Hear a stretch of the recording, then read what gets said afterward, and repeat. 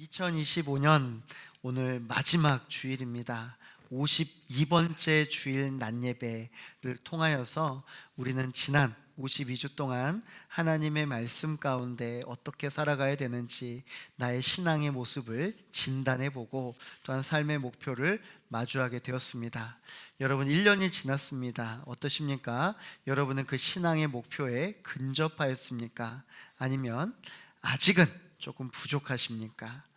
우리는 지난 52번의 주일 낮예배 그리고 그 가운데서는 365일 동안에 매일 새벽 기도회가 있었던 것을 여러분 너무나 잘 알 것입니다. 우리 무학교에서는 매일매일 하나님의 말씀이 선포되었고 그 가운데서 성도님들이 듣고 삶 가운데 말씀을 행하며 살아갔습니다. 365일 하면 별로 숫자가 커 보이지 않아요. 그렇죠? 근데 이것을 다르게 표현해 보면 1년은 8760시간이에요. 여러분 365일 동안 여러분이 함께 하신 줄로 믿습니다. 여러분 8760시간 동안 하나님께서 여러분과 함께 하신 줄로 믿습니다. 그렇다면 52만 5600분 동안 하나님께서 여러분과 함께 하신 줄로 믿습니다. 다 같은 말이에요. 네, 다른 것이 있다면 무엇이냐면 우리가 날마다라고 했을 때 그것은 매일 잠시 동안 우리에게 찾아오신 하나님이 아니라 1분 1초까지도 쉼없이 여러분과 함께 하시는 그 하나님의 역사 가운데 우리가 살아왔다라는 것이죠. 한 해를 돌아보면 행복했던 순간이 있습니다. 아찔했던 기억들도 있습니다. 모든 사람이 그렇습니다. 매번 좋을 수만도 매번 나쁠 수만도 없는 것 같은 것 같습니다. 때로 인생의 이정표를 잘 정해서 가기도 했고 잘못된 선택으로 낭패 보기도 하였습니다. 그러다 보니까 오늘 이 시간까지 되었습니다. 여러분 지난 한 해를 살아오시면서 어떤 목표를 가지고 살아오셨습니까? 목표라고 하면 하나의 단편 지을 수는 없겠죠. 일상의 목표가 있고 경제적인 목표도 있고 관계적인 목표도 있고 또 우리는 그리스도인이기 때문에 신앙의 목표도 있습니다. 일상의 목표다라고 한다면 자, 올해만 버텨보자, 아프지만 말자, 무사히 보내자, 직장을 지키자, 사업을 포기하지 말자, 뭐 여러 가지 것들이 있을 거예요. 예전에는 우리가 더 잘 살아보자라고 했었는데 이제는 너무나 급격한 사회 변화와 그리고 긴축된 경기 침체를 통해서 그냥 버티는 것이 힘이다, 그렇게 생각할 때가 많은 것 같아요. 경제적으로는 어떻습니까? 적자만 나오지 않게, 그냥 빚 늘지만 않게, 조금만이라도 저축했으면, 학비라도 조금 감당했으면, 뭐 이런 목표를 가지고 살아가셨을 것입니다. 또한 관계적인 것도 있죠. 관계적인 목표에는 내가 평소에 소홀히 했던 사람들과 가까워지기, 특별히 가족 관계 안에서 부모와 자녀 관계, 그리고 그 외 이웃과의 관계들, 아마 여러분들 많이 고민하시고 또 신경 쓰셨을 것입니다. 그리고 우리는 그리스도인이기 때문에 신앙적인 목표도 있죠. 주일 낮 예배만 나왔는데 이번에는 주일 밤 예배도 나와볼까? 아니면 수요 저녁 예배, 금요 기도회 한번 이번에는 특세 때 한번 나와볼까? 아마 그런 고민을 하셨던 성도님들도 계실 것입니다. 어떤 분들은 그 중에 하나라도 성취하셨고 어떤 분들은 여전히 성취하시기 위해 노력하고 있는 줄로 압니다. 365일 릴레이 기도회가 우리 교회에 있었습니다. 첫날부터 31일까지. 정말 감사해요. 하루도 빠짐없이 우리 성도님이 참여해 주셔서 매일 최소한 1시간씩 이 자리에서 온 교인들을 위한 그런 기도 제목이 선포가 되었습니다. 정말 주님께서 우리 무학교회를 사랑하시고 성도님들 한 분 한 분의 삶을 돌보아 주신 줄로 믿습니다. 그런데요, 가끔씩 이렇게 살아가다 보면 내 인생의 목표를 놓칠 때가 있는 것 같아요. 내가 분명히 이런저런 목표를 가지고 살아가는데 그 중에 중요한 가치를 놓칠 때가 있습니다. 그것이 바로 우리의 신앙, 그리고 그 신앙 중심에 있는 예수 그리스도이시죠. 가끔씩은 내가 무엇을 하며 하루하루를 보내는지 잊어버릴 때도 있습니다. 때로는 전날 먹은 메뉴도 기억나지 않을 때가 있습니다. 가끔씩 우리는 건망증에 시달릴 때가 있습니다. 냉장고를 열다가 내가 뭘 꺼내려고 했지? 신발을 신으면서 내가 지금 어딜 가려고 했지? 마트 가서는 내가 뭐 사려고 했지? 그리고 전화를 받으면서 내 핸드폰 어디 갔지? 그런데 이 건망증이 점점 심해지면요, 단기적으로는 괜찮은데 장기적으로는 문제가 생깁니다. 내 인생의 목적도 잊어버리기 때문이죠. 우리의 인생에도 삶의 이유가 있습니다. 세상 사람들은 자신의 생활 환경에서 바로 목표와 이유를 찾습니다. 하지만 그리스도인들은 예수 안에서 그 이유를 찾습니다. 이 땅에 오신 이유, 그 예수 그리스도의 이유가 오늘 내 삶을 어떻게 살아가야 될지를 보여주고 있기 때문이죠. 요한복음 3장 16절의 말씀 함께 보겠습니다. 하나님이 세상을 이처럼 사랑하사 독생자를 주셨으니 이는 그를 믿는 자마다 멸망하지 않고 영생을 얻게 하려 하심이라. 아멘. 예수님께서 이 땅에 보내신 것, 예수님은 자신을 위해 이 땅에 오신 것이 아니라 우리를 멸망시키지 않기 위해서, 또한 변화된 우리와 영원히 함께 하시기 위해서 주님을 보내주셨다 말씀합니다. 주님께서 이 땅에 오실 때 주님께서 나신 곳은 마국간의 구유였습니다. 예수님의 죽음은 십자가 위에서였습니다. 세상의 시선으로 보면 그 어느 것 하나 부러운 것이 없습니다. 그렇게 살아가고 싶지도 않습니다. 하지만 그 예수 그리스도가 계셨기 때문에, 그 예수 그리스도가 이 땅에 오셨기 때문에 우리가 오늘 이 자리에서 예배할 수 있고 천국 소망을 가지고 살아갈 수 있으며, 오직 주님께서 삶의 자리자리마다 우리의 삶의 형편을 돌보시고 함께해 주시는 줄로 믿습니다. 바울은 뒤늦게 신앙생활을 시작했습니다. 이 자리에 계신 성도님들 중에서도 또 신앙생활을 일찍 하신 분도 계실 것이고, 아니면 뒤늦게 신앙생활 하신 분도 있을 것입니다. 그런데 뒤늦게 신앙생활 했다라고 해서 여러분 너무 좌절하거나 너무 아쉬워하지 마십시오. 왜냐하면 오늘 바울 사도의 모습을 보면 뒤늦게 신앙생활을 하더라도 올바로 신앙생활을 하면 이들의 신앙을 역전시킨다라는 것을 바로 보여주고 있기 때문입니다. 고린도전서 9장 24절의 말씀 함께 봅니다. 운동장에서 다름질하는 자들이 다 달릴지라도 오직 상을 받는 사람은 한 사람인 줄을 너희가 알지 못하느냐. 너희도 상을 받도록 이와 같이 다름질하라. 아멘. 바울의 신앙생활은요, 욕심 있는 신앙생활이었습니다. 여러분 인생 가운데 여러분 욕심 있죠? 욕심 가지고 살아가는 건 너무나 당연합니다. 그런데 신앙생활에서도 욕심을 가지고 계십니까? 내가 하나님의 말씀을 이번엔 더 잘 봐야지, 내가 다른 사람보다 더 오랫동안 기도해야지, 아니면 내가 더 하나님 안에서 더 굳건하게 사역하고 또 봉사해야지, 이런 욕심 가지고 계신 분 계셔요? 감사합니다. 마음 가운데 있죠. 바울의 신앙생활은요, 상을 받도록 다름질하는 신앙생활이었습니다. 신앙생활 하는데 우리가 목표 없는 신앙생활을 살아갈 때가 있어요. 그건 무엇이냐면 그냥 주일 예배 나오는 것으로 만족하고 끝나는 거예요.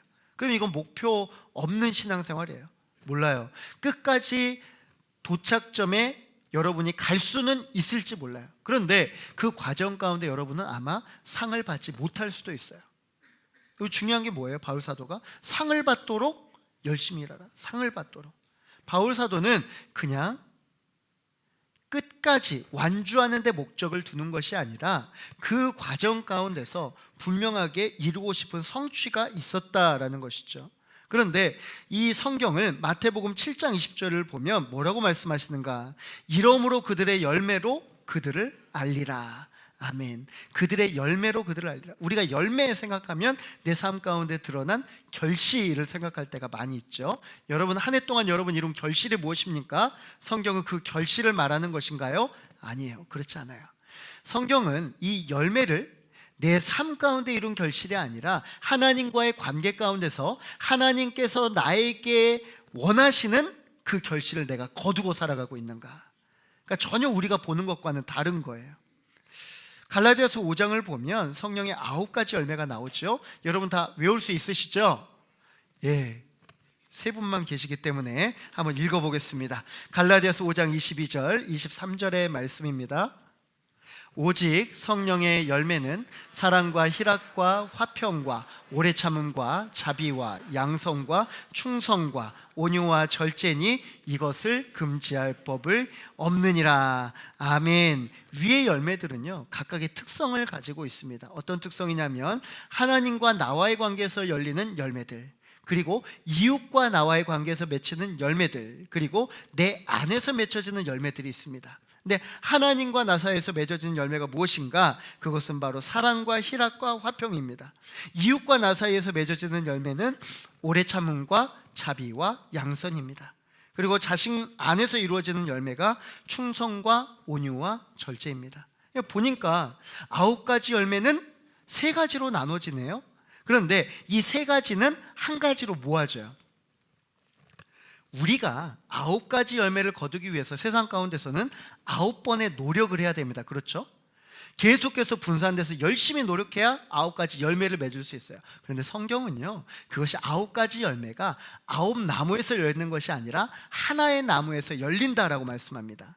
이 나무가 어떤 나무냐면 예수 그리스도입니다. 예수 그리스도. 더 정확히 말하자면 예수 그리스도의 인격의 열매가 오늘 성령의 9가지 열매가 되는 것이죠. 그래서 바울 사도는 지금 하나의 메시지를 전하고 있는 거예요. 결국에는 예수 그리스도의 인격을 닮아가라. 예수 그리스도의 인격을 닮아가라. 옆에 계신 분께 이렇게 한번 고백해 보겠습니다. 예수 그리스도를 닮아갑시다. 예수 그리스도를 닮아갑시다. 바울은 예수님의 인격을 점점 닮아가고 있었습니다. 분명히 이전에도 열심히 일했거든요. 무언가에 최선을 다했던 사람이거든요. 그런데 그 가운데 열매가 맺혀지지 않았어요.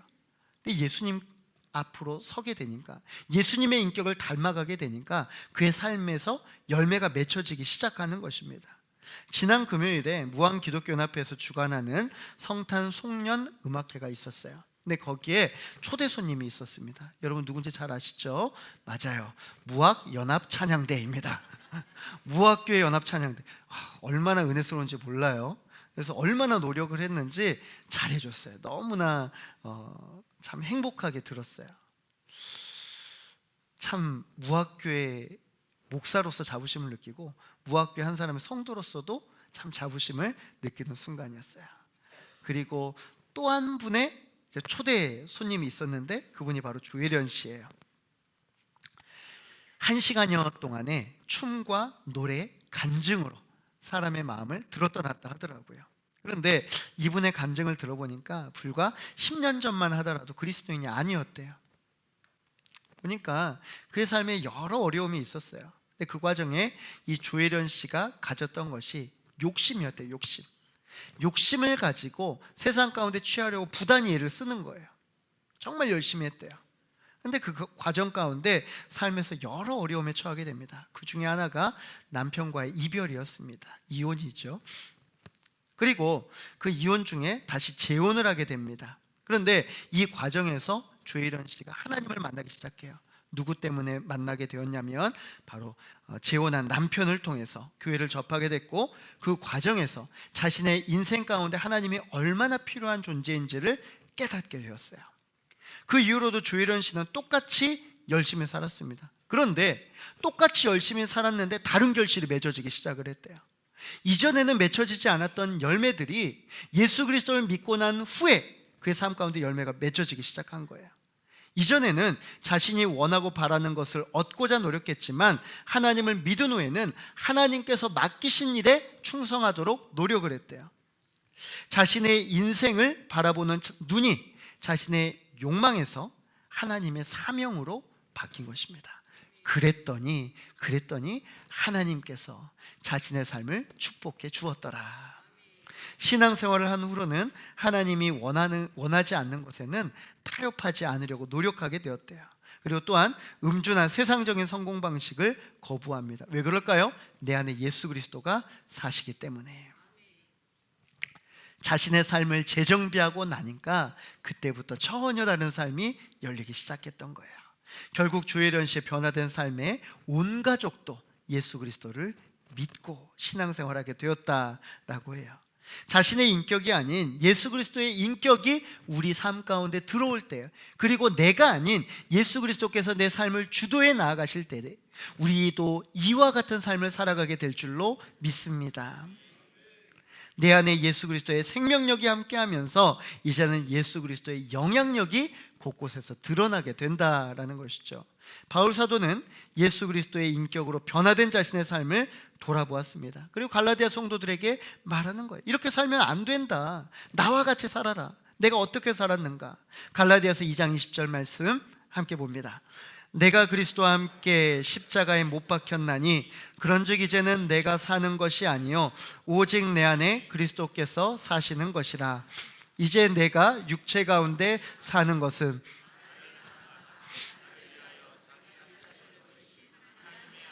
믿는 믿음 안에서 사는 것이라. 아멘.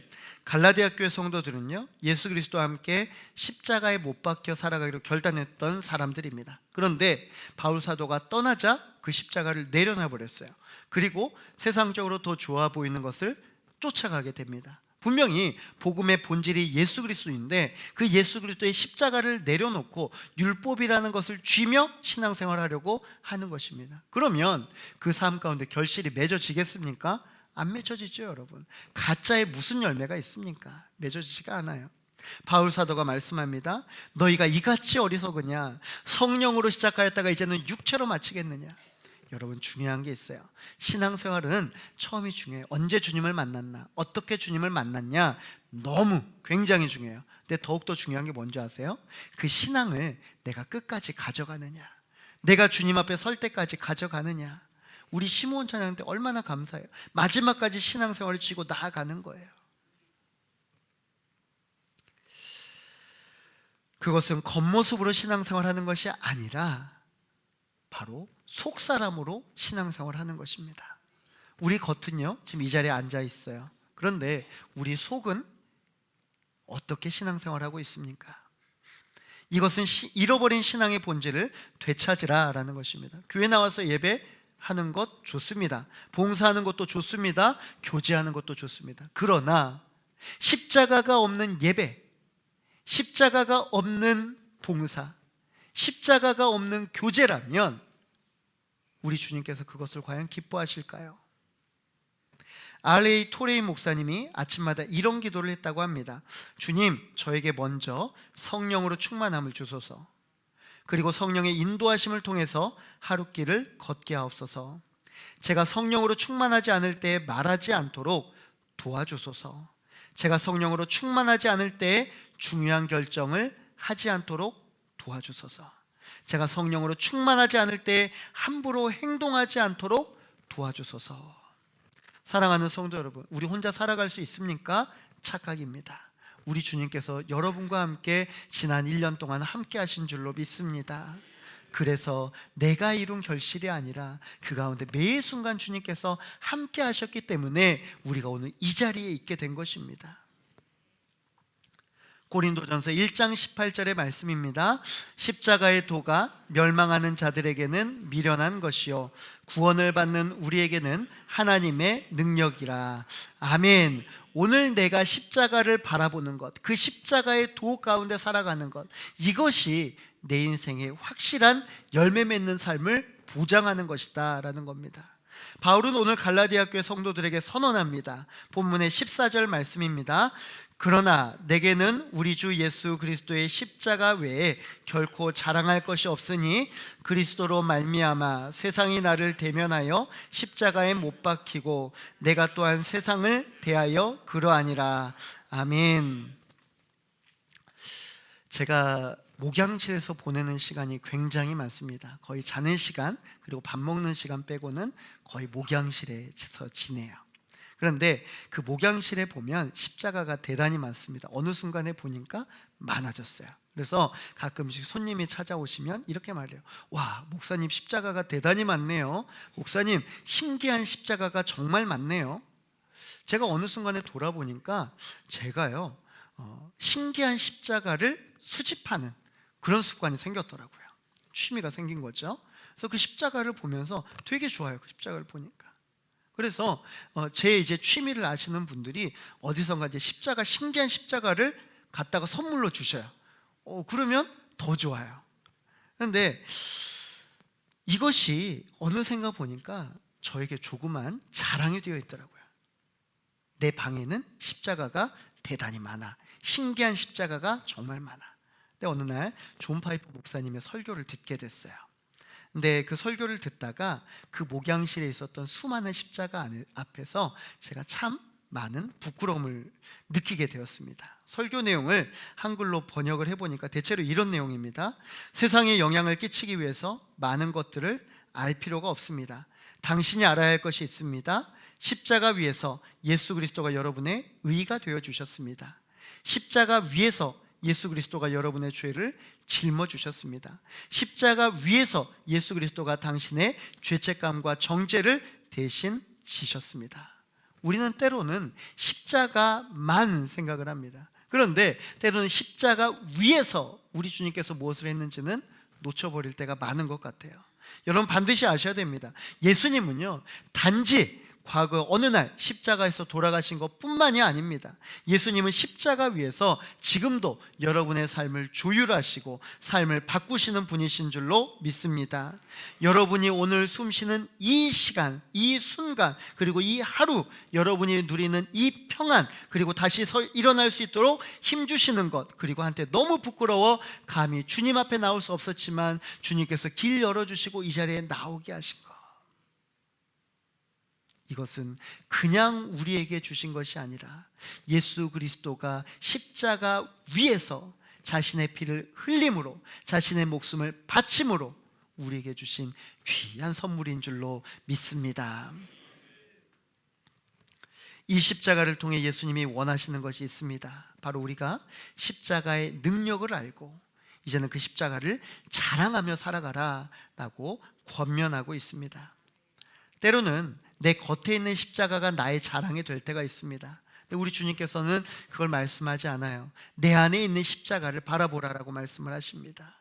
나의 신앙의 겉모습을 보는 것이 아니라 내 안에 십자가를 바라보십시오. 우리가 십자가만 들어도, 십자가라는 단어만 들어도 눈물이 글썽글썽거리고 내 마음 가운데 말로 형용할 수 없는 하나님께서 주시는 그 기쁜 은혜가 가득해야 되는데 우리는 그 십자가가 그냥 껍데기밖에 없는 그런 십자가를 쥐고 살아갈 때가 있다라는 것이죠. 십자가는 밖에 있는 십자가가 아닙니다. 내 안에 있는 십자가입니다. 내 안에 있는 십자가. 십자가가 없는 신앙은 죽은 신앙이죠. 사랑하는 성도 여러분, 여러분은 내 안에 있는 십자가를 바라보며 신앙생활하고 있습니까? 아니면 교회 종탑 위, 교회 탑 위에 있는 그 십자가를 바라보며 신앙생활하고 계십니까? 2025년 마지막 주일에 다시 한번 선포합니다. 2026년에는 여러분 다시 십자가를 쥐고 살아가신 성도님들 되시기를 바랍니다. 다시 십자가를 마음에 품고 살아가는 성도님들 되시기를 바랍니다. 그리고 더욱 십자가 앞에 나아감으로 인하여서 예수 그리스도의 인격이 여러분의 인격이 되고 그 삶을 통하여서 내가 이전에 누리지 못했던 삶의 그 열매들, 예수 그리스도께서 원하시는 그 열매들이 여러분의 삶의 자리자리마다 넘쳐나시기를 주님의 이름으로 간절히 소망합니다. 우리의 자랑은 오직 십자가밖에 없습니다. 예수 그리스도의 십자가로 살고 예수 그리스도의 십자가로 죽고 그리고 예수 그리스도의 십자가 삶을 통하여서 그 안에 누리는 십자가의 능력이 여러분에게 경험되어 주기를 주님의 이름으로 간절히 축원합니다. 하나님